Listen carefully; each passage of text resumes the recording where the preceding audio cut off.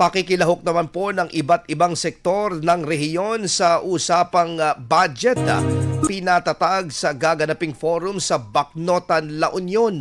Para sa detalye ng balitang yan, kasama natin Idol Neil Moyano. 104.7 IFM Report.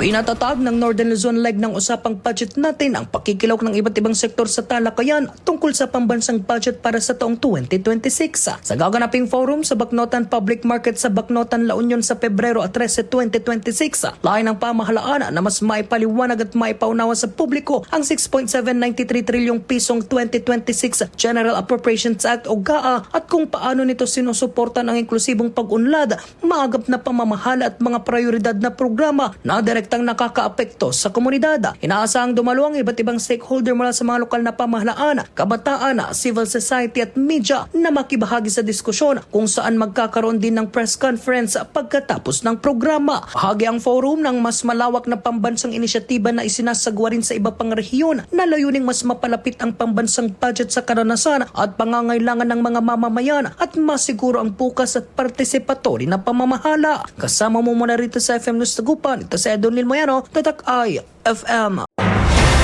IFM News. IFM News. IFM News.